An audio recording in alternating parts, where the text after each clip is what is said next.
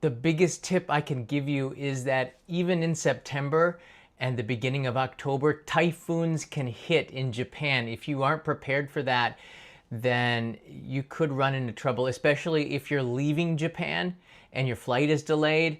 You could end up having to miss a day of work or maybe even more than that. So giving yourself an extra day to get back home and also recover from the jet lag if you're traveling east and west. Maybe not so much for the Australians. That is probably the biggest tip for September that I can give people. Typhoons can hit anytime between actually May, but the season is probably from the middle of June till about the end of September, the first half of October, more or less. We've had typhoons into November. Big one, Hagibis, came in November of 2019. Destroyed a lot of Japan, a lot of flooding in Nagano region. It also disrupted a lot of flights. Even a weaker tropical storm that comes in on the Pacific will delay or cancel international flights.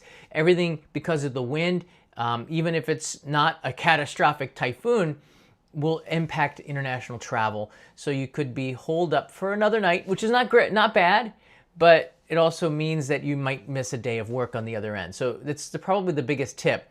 This is a live stream looking at all of your questions, answering some of them. I do have a Discord server. We also would love to have some more boosts on there so we can keep some of the tags on there. We'll try to tune and get some questions directly from you voice-wise on the Discord server. I'll figure out how to open that up and get the audio to pipe in so we can discuss with you. So look, I know that tourism in Japan is going to be breaking records this year. We have already, what is it, like 3 to 4 million tourists a month that are coming in. So September is going to be pretty much the same. Now, there's not as many tourists in the summer, in September, as there are in August and July, which is crazy to me because the weather is a lot better in September. The humidity starts to kind of to taper away. Almost like as soon as you get to September 1st, you start to feel it. But that might not be just the weather. Because I was in the supermarket this morning, actually last night. They already brought out the Halloween stuff. So you're starting to see pumpkin and chestnuts in the cuisine and the snacks on the shelves in the supermarket. And you see the Halloween pumpkin and the masks and the stuff. I saw it at the 100 yen shop, the Daiso. They got a whole section in the front of Daiso with jack-o'-lanterns and masks and trick-or-treat boxes and things like this. So you're starting to feel autumn already, which means you're starting to feel a little bit of the weather changing in the way that you might think it's partially a mental thing. So in Japan, the weather starts to really noticeably change, I'd say like around September 10th, but don't get me wrong, it still can feel like a sauna outside. It feels pretty hot today, which is why I'm inside today. Let's take some questions here, and we'll tune into the Discord server, see if we can get some voices chatting in here as well. I got a lot of stuff to show you too that might help you with your trip. Bradshaw Studio, thank you so much. 60 months of being a traveler. It is much appreciated. Yeah, it is 36 degrees Celsius in Tokyo. It feels like 45, I think, with the humidity and the heat index. It's pretty crazy to be outside today. Yesterday, I was sweating it out in Shinagawa in a live stream, taking you around there. So this is certainly a good day to maybe be inside the air conditioning a little bit more than normal. Why don't you ever talk about Fukuoka? I do. I have been to Fukuoka many times. I live in Tokyo. You know what? That's the real reason. I don't talk a lot about Osaka and Kyoto either. One reason is because I kind of am telling people don't go to Kyoto and Osaka. But Fukuoka is a great city. But I don't live in Kyushu. I mean, it's not a place that I go to too often. If people are interested in it, like in this comment, I'm glad for it. Maybe I will go and spend some more time in Fukuoka, but I've done numerous videos in Fukuoka. In particular, on the old channel, I did a ramen tour before a lot of people had done that kind of thing before, taking you to the yatai, which is so touristy now, to some of the more popular shops around the city. But the problem is when I introduced it, and I think that video has close to 1 million views, it kind of, I'm a little bit more sensitive to it. It kind of fills up the places when they probably shouldn't be dealing with a lot of international tourists and adds a lot of stress to the owners. So there's not a huge demand for me to cover like ramen shops. And Fukuoka's eating culture is so good. But I would say Kyushu is a great place to go in the autumn because the weather is quite nice and you have a little bit longer days because you're a little bit more southwest from Tokyo. Maybe you get another 20 more minutes of sunshine, for example. So there's a little bit, there are some benefits to going more southwest than going northeast. I think Fukuoka is an interesting place. It felt quite chaotic to me for Japanese standards. Fukuoka is an interesting, in fact, Kita Kyushu is very interesting because you get a lot of people from neighboring countries more so going to this area. There's more direct flights in from there. There's a lot more, because there's a ferry that comes into Shimonoseki. You get a lot of tourists from Korea that are taking the ferry that will go into Fukuoka, and you see it's much closer to China. Also, a downside to Fukuoka, I want to keep this positive, but I noticed this in Nagasaki. You get a lot of haziness in the sky, and it comes from the pollution from China.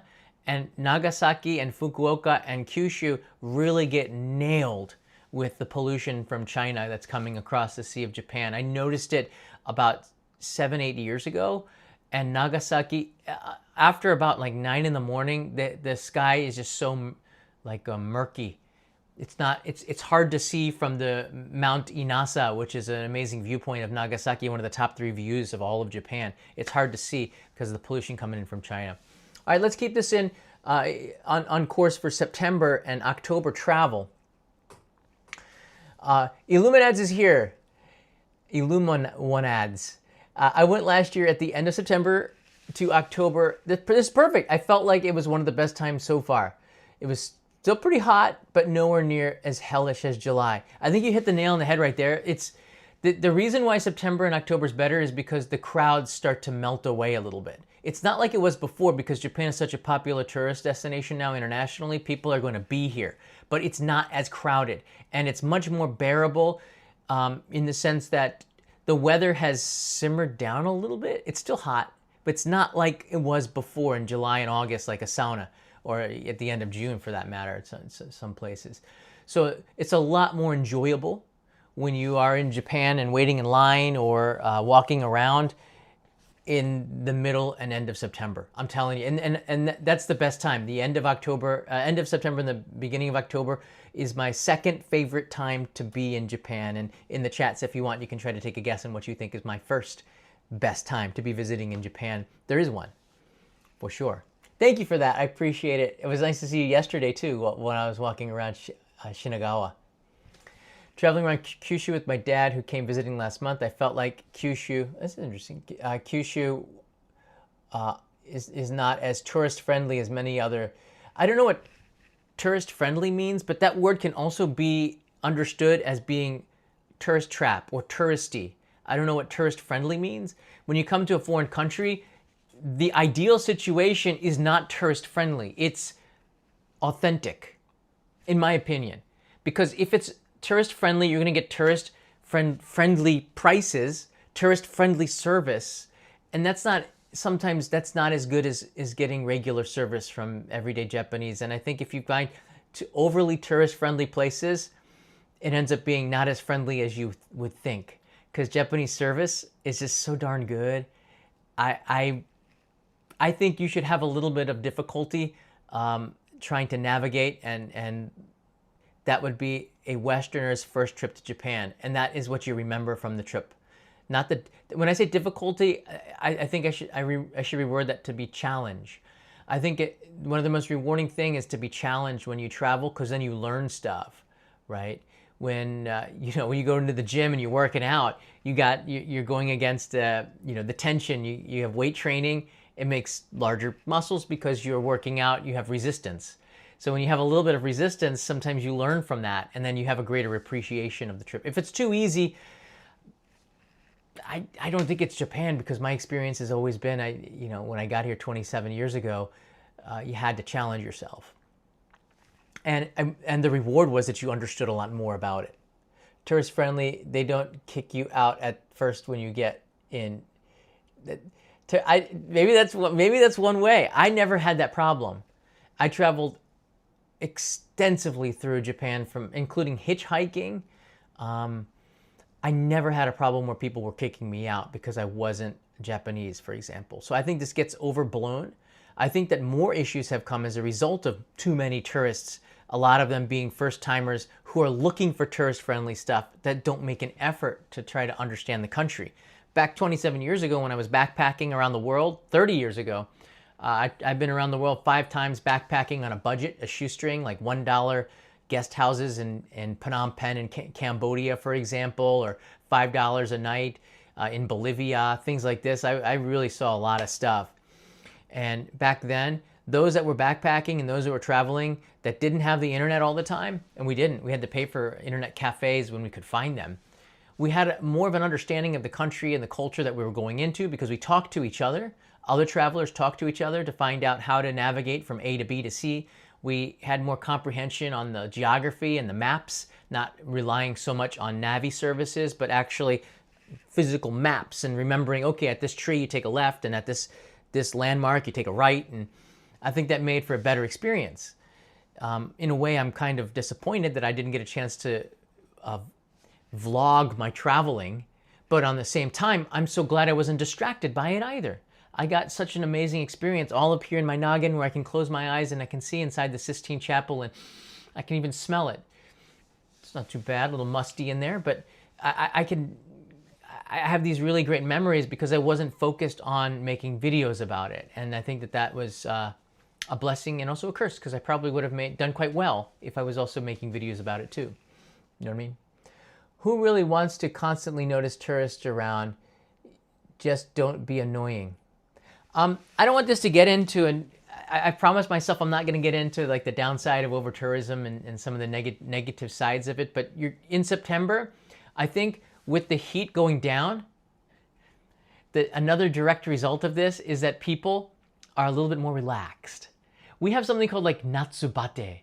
I like this term. It's like death by summer in Japanese. It's like a summer death from heat where you just have no more energy and patience is stretched thin. And you feel this all the time. I think it also impacts locals who get upset a little bit quicker because it's just freaking hot outside. It's humanity. It's being a human, right? I used to live in Hitachi and Aizu Wakamatsu. I was wondering if you should make a video about places in Japan that need tourism. I actually lived in Hitachi, in Naka Hitachi, back in the year 2000. Yeah, around 2000 for about a month. And I taught at a school in Hitachi. And it was really interesting. I have a video, an elevator video. How fast can they go? How fast is too fast? That was filmed in Hitachi. So maybe you recognize it. The G1 Tower, which was the biggest building in Hitachi City. That might bring back your memories. But I've done videos on the main channel looking at places that people don't go. One of them was Nishio in Aichi Prefecture next to Okazaki where I used to live. It's got attractions that I think rival Kyoto in one way, but it's not set up in a touristy way where you have to, in Nishio, make an effort to try to get to know the area and walk around. It's not laid out for you to be like an attraction on a map, but you just live. You go to an izakaya, people are friendly. That's the great thing about Japan when I came here 27 years ago. Now you have to look at a guidebook and make sure that they have an English menu. What are you guys thinking? Just go into any izakaya and put yourself in a discomfort position. Maybe they kick you out. I think it's like 90% chance that they don't. They're probably going to be happy that you come in. Japanese people are very good hosts. They want you to have a good time. They want to share their food with you. When Japanese travel abroad, they love these kinds of interactions as well. So I think putting yourself making yourself a little bit discomfort, like putting yourself in situations where you're going into places that you don't fully understand. You smell something delicious in there and you see a menu in Japanese with a picture of a food that looks interesting. You can't speak the language, but you walk in anyway. That's an adventure to me. Things could go right, but things could go wrong, but things can also go incredibly right. And those are the stories that you hear from people about incredible places that they found that weren't in any guidebooks or on the internet or Google Maps didn't put a review in English on it.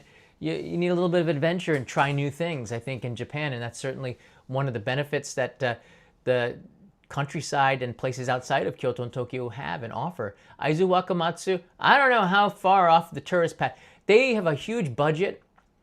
I've been offered a lot of jobs for Aizu Wakamatsu and Fukushima quite often. And they have a lot of budget, and they have a lot of influencers going and showing those places. And I don't think it's going to get any more crowded than it is right now. So I'm hoping that more people can go and experience Aizu Wakamatsu, which is, Fukushima's beautiful in the fall. It's beautiful in the, I'm talking like, in particular, I used to live in Iwaki on the coast. Great onsen, great, what is it, Yumoto Onsen? I can't remember. Great onsen there. They have the Hawaiians, which is interesting if you live in Japan. But if you go over to the other side of Fukushima towards the mountains, oh my goodness, they got amazing food. They have amazing ryokan, and the onsen in Fukushima might be the best in all of Japan. And it's close to Tokyo, just about an hour and change from Ueno Station, which is one, and Tokyo Station, going up north. So I think that that's certainly a place that's not tapped enough by Western tourists. But I think tourists do know about it. They do, because every single one of the big OG YouTubers, I don't particularly like those terms, but everybody's gotten a paid gig by Fukushima Prefecture and the Reconstruction Commission, which is trying to get tourists to go back there. Everybody who has, like, a lot of subscribers has been approached by these agencies that do work with the reconstruction of Tohoku and to do videos there. So they've tried quite a lot. They've put a lot of money into it. And I've been up there many times, sometimes invited, sometimes not. And I would go based on my own love. And sometimes I would go based on, hey, John, why don't you come up and bring the family, and we'll treat you up here just as long as you highlight it. That's what I call a win-win. So about onsen and sento in Sapporo, I don't think you should stay in the city, for any city, for an onsen. The whole point of onsen, or a hot spring, is to get away from the cities for me and to see a part of the countryside. September is, I think, when it really starts. Let's be honest. Summer is too hot to be in a hot bath. You know what I mean? Like, I can't remember a time I went to an onsen in July or August, like on purpose for a vacation. Sometimes if I'm traveling, I might stop by it, but to go to a ryokan for the purpose of soaking in an onsen, that starts around September, to be honest with you. You want to know why? The food.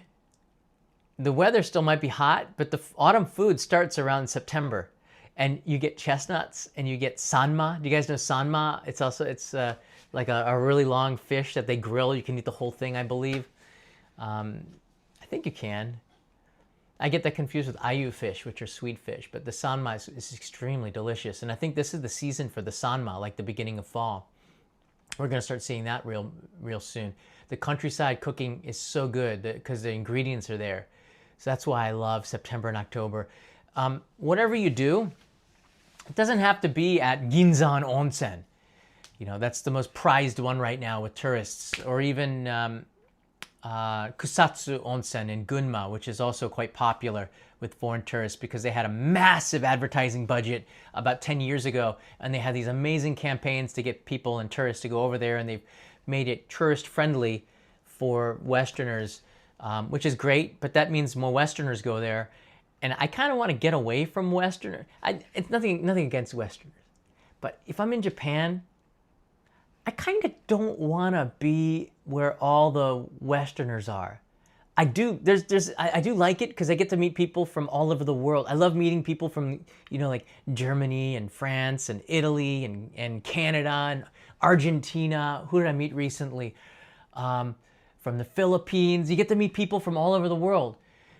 But that's not the experience that I really want all the time.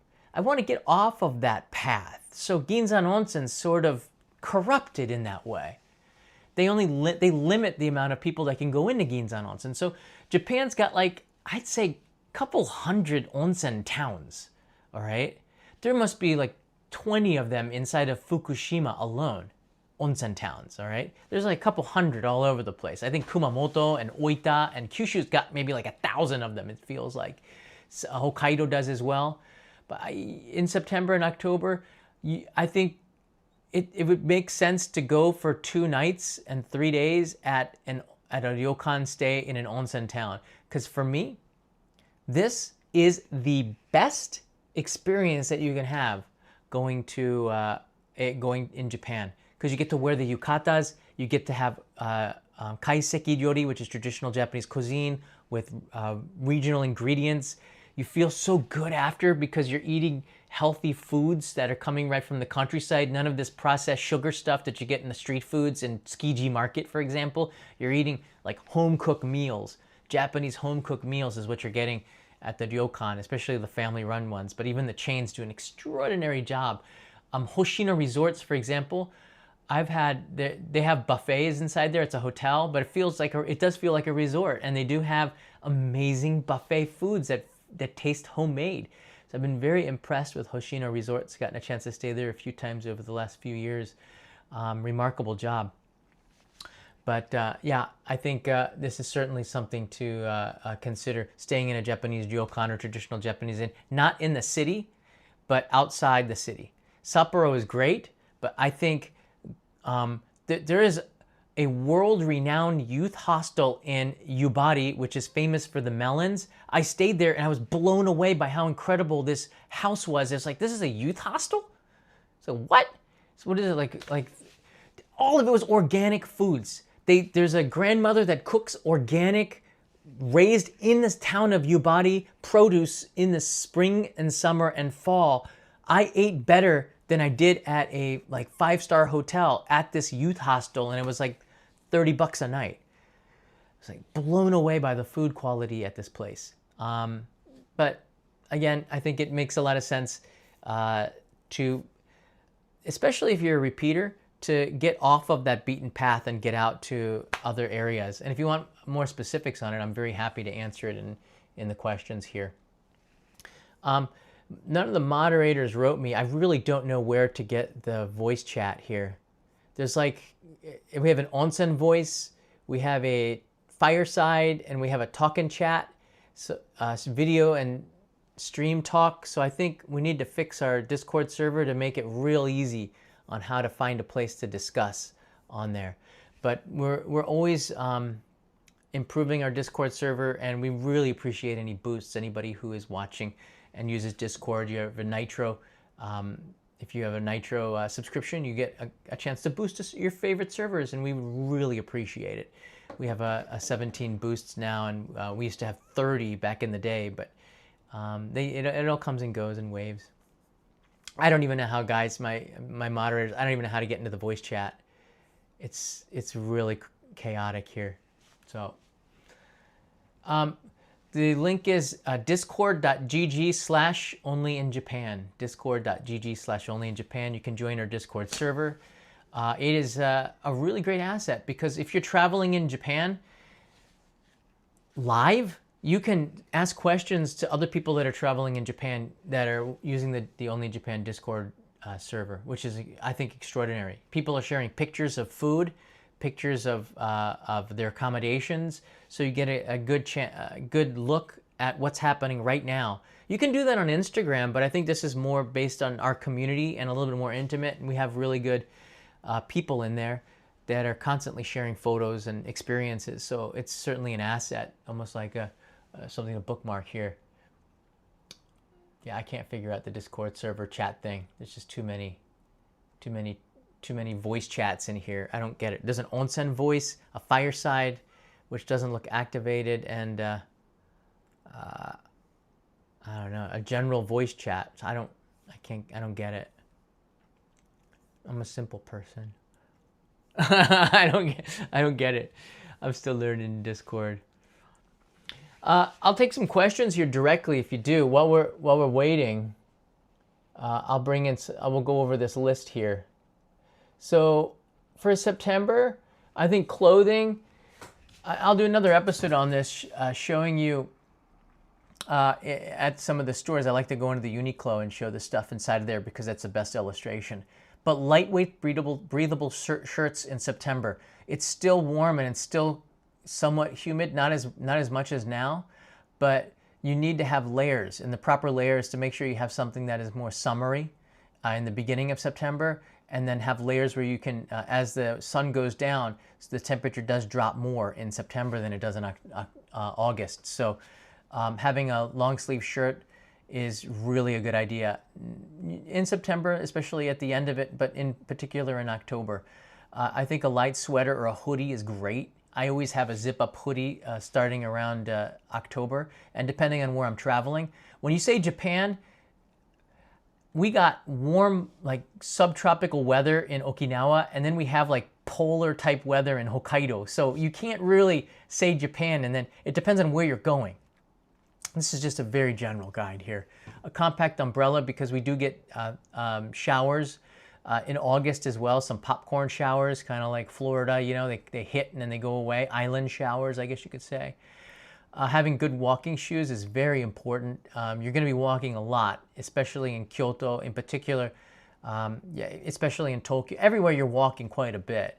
I think Japan is just, it's not like Thailand and where, you know, you can grab a tuk-tuk and get around real cheaply. You probably might not want to get on a subway. You can just walk it sometimes, and that's what I do. Sandals or slip-ons are great for indoors. If you're, every place has slippers, but anybody who's been to Japan more than once, you might even bring your own slippers if you're staying at a guest house, you know, because it's comfortable to have your own stuff. But you can buy that stuff in Japan. You don't have to pack it.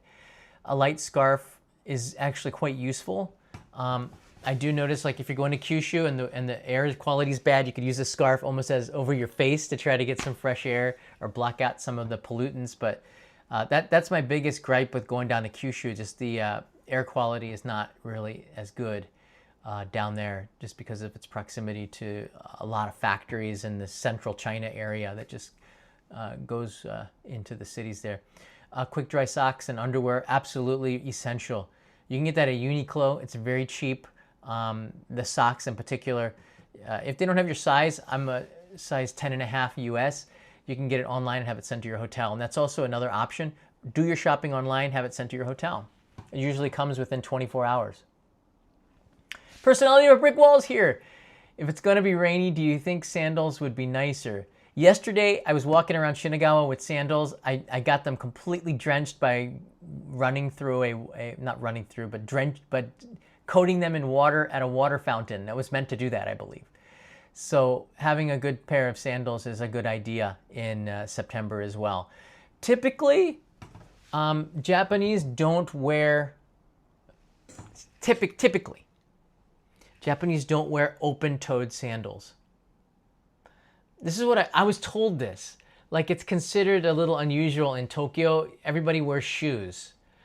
You don't see too many open. I've seen it more and more, but when I came to Japan 27 years ago, 98, I was told that open-toed sandals were seen as unusual in the cities in Japan. Take that with a grain of salt. I wear them. But, yeah, you're walking around Ginza, you probably don't see a lot of Japanese people wearing shorts either. It's probably all the Westerners and the neighboring countries on vacation, but, you know, Japan's changed quite a bit. How about socks with sandals? I do it. I totally do socks with sandals. I've got what's called keens, which I'm not keen on these days because the glue falls apart so fast. The quality of the keens has gone down so much.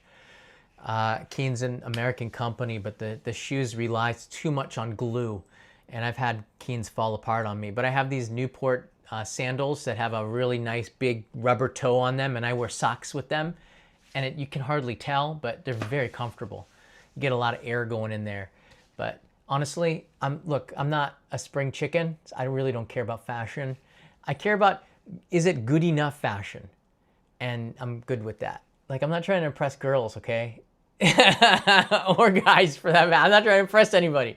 I want to be comfortable, but I don't want people making fun of me. So I thread that fine line of being, yeah, Birkenstocks are fine. They're comfortable. I finally made a stream. You did, Brandania. Nice to see you. Listening while driving. Stay safe on the road. And I was talking with Michael, so we'll see what I can do. We'll see what we can do as a solution for Michael, who wants to buy us dinner. He's got a heart of gold. Okay, let's look more into this here as we wait on some more questions. Let's keep this really useful here. Here's some quick tips. Just get right into it. Look, I keep the clothing layers light and versatile for September. It can still feel like summer in Tokyo. October nights in the mountains like Nikko, Kawaguchiko, Kamikochi, which has become more popular, can feel like late autumn. So, as I told you, planning for Japan just depends on where you're going. If you're going to the mountains in the end of September and October, it can feel like late autumn. It can be really cool or chilly. You might even need a down jacket for that matter, like a really light one. Uniqlo, and I'm high on Uniqlo because they're so versatile because of the way that they make things. They know this is how it works. They have like this nano super light down jacket, which I used on Mount Fuji. It took up almost no space in my backpack, and it was really warm. I mean, it was the perfect balance, and I could use it as a pillow sometimes, as like a little cushion as well. So it came in being a really versatile layer for me.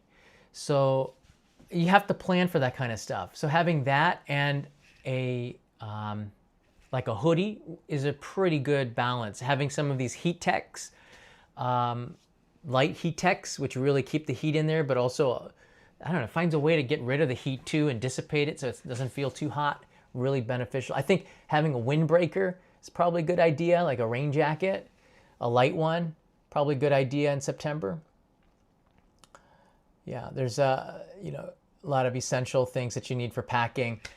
Compact umbrella, portable charger, layers, JR Pass. If you want to talk about that, we can, and travel insurance. And again, I want to reiterate what I started this live stream with. September is still typhoon season, and I think September and the first 2 weeks of October, you might even get the most typhoons because the Pacific Ocean has been soaking up that sunshine for the last 3 months.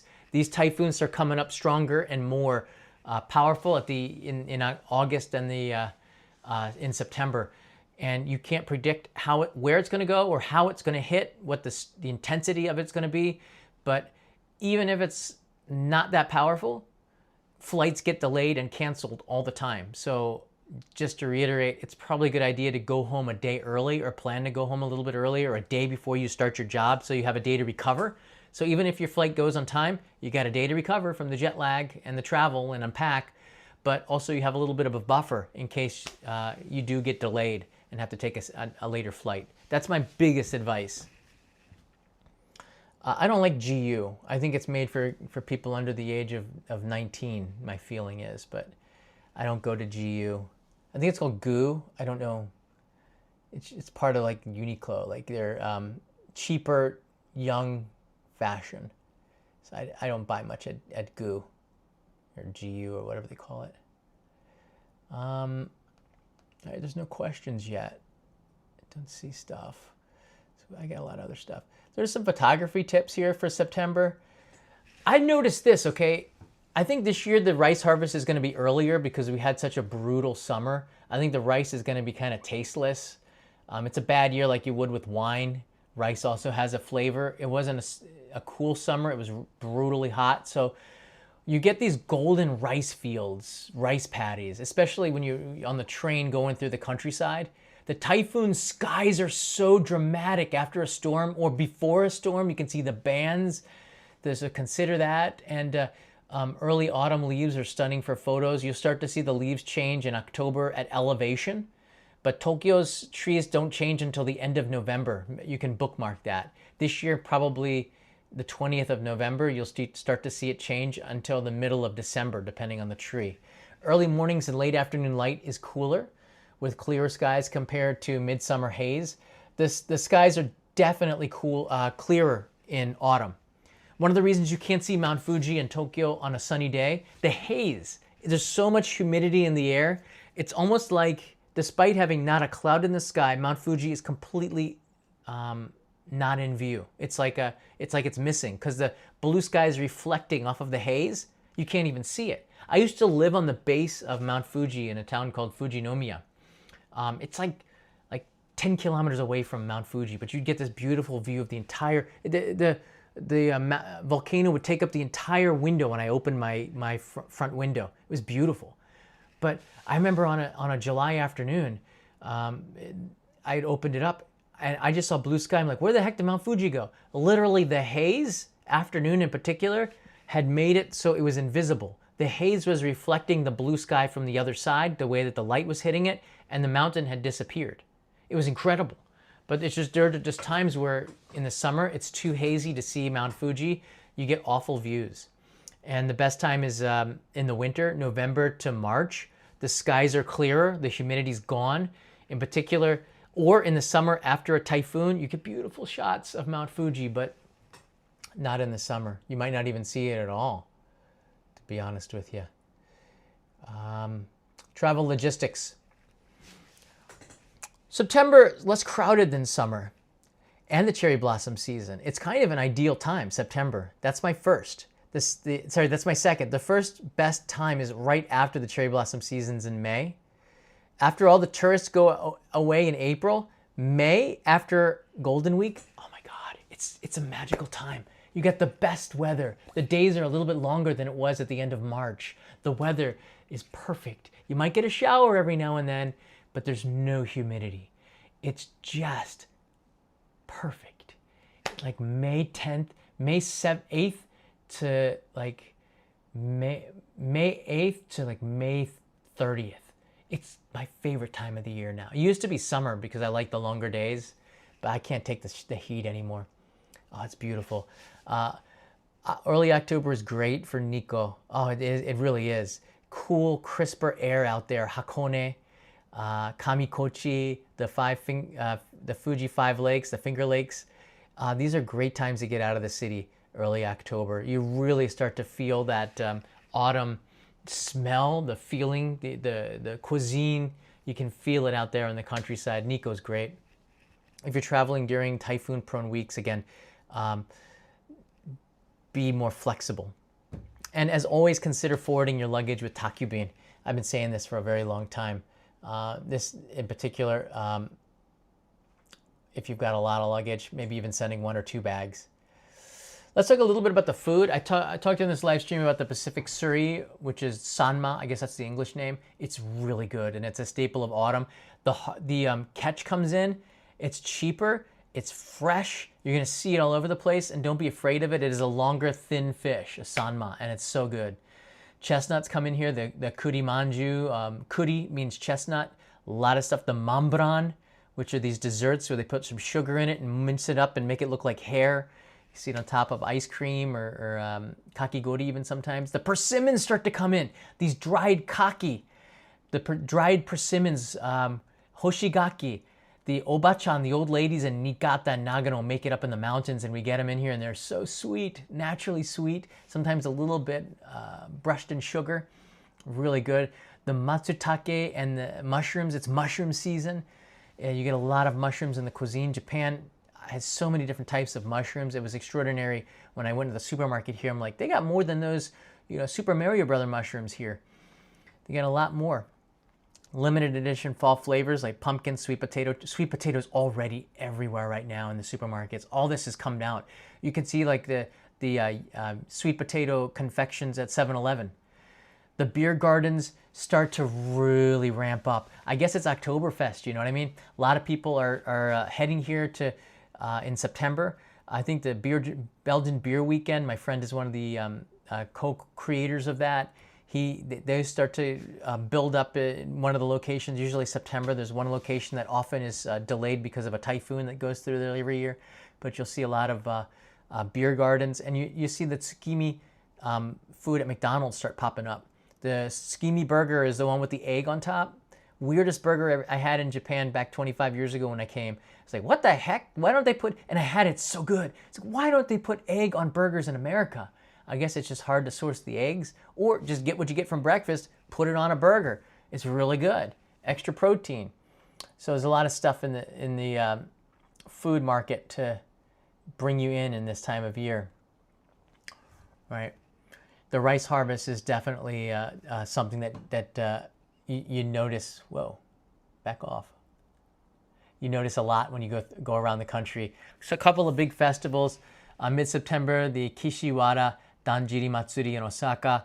Wild Wooden Floats. You might not have heard about that one. That's a good one to check out. The Takayama Autumn Festival, 9th and 10th. There are a lot of festivals, October 9th and 10th, autumn festivals in local regions. This is just one of them. And the Nagasaki Kunchi, which is the dynamic dragon dances and floats. I believe they have a overabundance of firecrackers on the streets there. I'd highly recommend that one. I might try to go this year since I did that video on Nagasaki. I have a very strong connection to the people there now. So I hope that this is a useful information for you. And you take a look back here. Thank you to everybody who was watching this Nagasaki story, just to plug it a little bit. Just past 70,000 viewers. I know it's a little controversial, and I put it out at a time when there's a ton of content on the atomic bombing, but this is a different look at that. It's not like how it got bombed and the details of this. It's more from the Nagasaki side, and we know so much about Hiroshima. This is, I think, a pretty good video to check out and get some insight before going to Nagasaki or coming to Japan in general. Any questions before we tune it out here? I'm still kind of figuring out where the voice chat is on the Discord, but we'll try this again. Then no one direct messaged me, so I'm guessing that we don't have anything here. Yeah, I don't even know how to get in there. Sorry. I always feel surprised when I see a young tourist in Sugamo. I was thinking of going there today. If it wasn't this hot today, I was going to go to Sugamo, actually. That's funny that you mentioned that. Yeah, it is kind of interesting. When's your next Ask Me Anything stream? Probably in September. Yeah, in September, I'll probably do another one. I try to do them once a month. I'm doing them mostly for the Samurai and Up members on Patreon, but I'll start to do that more. I don't see a lot of people getting the Suica cards.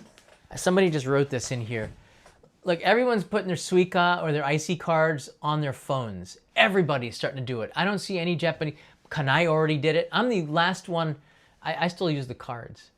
But everyone's using their smartphones now. In fact, I saw yesterday, I showed you this. You can take your credit card, like your Amex or Visa or MasterCard, and you can just buy it from you don't even need to get a Suica anymore. The vending machines take credit card. Just beep, drink comes out and you get a point on your credit card or something.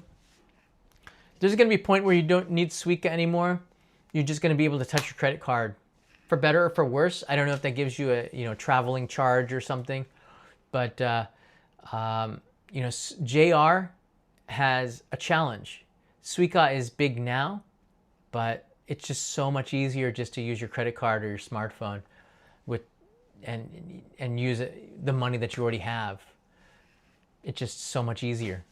So JR, to try to get people to buy into Suica, it's a really solid brand. They're going to try to do more with that. I think you're going to see that over the next couple of years. But they already have this QR code system. I'll show it. In fact, maybe I'll do a live stream on this. You go in, right, it works with QR code payments as well, vending machines, right. You can go, when you exit all of the turnstiles at Tokyo stations, there's a new looking thing for QR codes. And I think you could pay to enter and exit via the QR code, which is incredible. You see them at the airport now, the little scanners, you put it there and beep. Now you do the QR code, they have the same thing at the ticket gates at the train stations here. And if you haven't been to Japan in a year, when you come back, you're going to start to see them. It's quite amazing. Yeah, but I'm with you. I kind of am analog in that way. I still use tickets every now and then. I still get a ticket, like the little teeny rectangular tickets. And I think it might be a good idea to get a ticket and just not use it and keep this as an antique, because in 10 years, they're not going to be issuing physical tickets anymore. So it might be kind of cool to keep a couple of those little tickets just for your photo album or scrapbook or something that you were in Japan during the age of these little rectangular tickets. But I don't think they have much life in Japan anymore. Any other questions here before we tune off? Slap and tap of the IC card. if you're nostalgic about that, that's the same way I feel about the physical tickets that go through there. Did you ever see them open it up and you see the ticket go through these like a million moving parts inside there? You can put the ticket upside down and it always comes out perfect. You can put the ticket left or right and it always comes out perfect. They found a machine that turns the ticket so it comes out perfect every single time. That's Japanese engineering for you. They probably spent extra money to make sure that the end result was the ticket came up perfectly straight. So you'd be able to take it out and you'd know that's your ticket.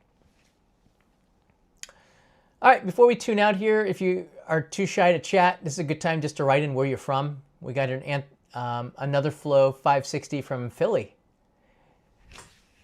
How you doing? Or I should say, yo. Do you feel Japanese hot spring facilities have become more tolerant regarding their anti-tattoo stands? Yeah, I'm starting to see things change, mostly because they're becoming more reliant on foreign tourists. So it'll change eventually, but right now the culture is that it's still a little bit complicated, but you can see that the Japanese sento, which are the public baths in Tokyo, 99.9% are tattoo friendly, all right? And the onsen, the ryokans, traditional places might not allow it, but a lot of the newer onsens have private baths now. So it's the best of both worlds where you get an onsen bath in your room, on the balcony or something. Maybe it's sometimes worth paying extra for that. Or you have kashikiri baths, which are these rental baths that you can rent for an hour with your family and tattoos are okay in there. It's only the public bath, and the reason why is that they fear the Japanese generation, which is now leaving us, were fearful because when they went to a bath and they saw people with tattoos, they automatically thought that it was... But these days, the younger people don't have that concern, so we're starting to see a more of an acceptance of it. It's probably going to be another couple of years before we see it, but we've already turned the corner on that, which is good news, which is really good news. I'm already starting to see it, but you'll still encounter places that might be against it. If you have a small tattoo, don't tell them you have a tattoo, all right? Give them a reason to have plausible deniability, is that the term? If you have a small tattoo that you don't think anyone's going to be offended by, don't tell them that you have a tattoo. I say just kind of do it and don't give them a reason to deny you. You know what I mean? Like if you have a tattoo on your foot that nobody can see, that is obviously not a gangster, you don't have to tell them that you have a tattoo. I'm telling you that. Give them a reason not to say no to you and be rude with you, all right? It's only when you tell them upfront and honestly that you create issues. If you've got a massive tattoo, then that's an issue because it's hard to hide that. But if you just have a little tattoo, everybody knows you're a tourist. So you don't have to worry too much about that. Maybe some granny will report you, and then you can say, oh, I understand that, but the last place was more accepting of it, and I just didn't know. I'm sorry to cause a problem. Gomenasai. You can say that. But if you got a small tattoo and you're worried about it, don't worry. Just don't make a big deal about it when you check in, and deal with it later if that comes up. But you're not a gangster. Don't tell them you have a tattoo that is super visible. That's not what I'm saying. Don't tell them if you have a tattoo that is not offensive or is not really big. If you have like a little teeny tattoo that says mama, you don't have to worry about that, okay? No one's going to report you. No one's going to say, oh, you have a tattoo that says mama. You must be a gangster. People are afraid of you. But if you come up and you admit it and say, is this okay? They're going to follow the rules until you get out of here. But for brandy, you can't cover them. So brandy, private is the way to go. But for a lot of people, you just got a little tattoo. Don't overly worry about it. If it's too big, like a small one, let's say you got a hand tattoo, you know. But if you've got a face tattoo, you're probably not going to get away with it. But if you get a small one, you can get away with it. Sometimes you can even cover it if you want to, but nobody is really offended by it anymore. And it's only when you bring it up that there are issues. Most of the time, you can go into the bath like an hour before closing, no one will ever know the difference. I'm just telling you. Japan has changed in that. If you've got like a dragon eating a little girl, you know, then you're probably a gangster. This is a processed, really not good for you cookie. I got it out of just curiosity. It's a Tomioka silk milk cookie. It has a picture of the silk mill in Gunma. This is where Japan's silk industry was. I thought that this was fascinating, so I ended up buying it. I thought I would just try one to see what you guys think. But yeah, if you got a tattoo that literally says gangster, maybe not for you. That's interesting. Like, what is silk milk? What smells like cotton candy? That's very curious. It smells like cotton candy.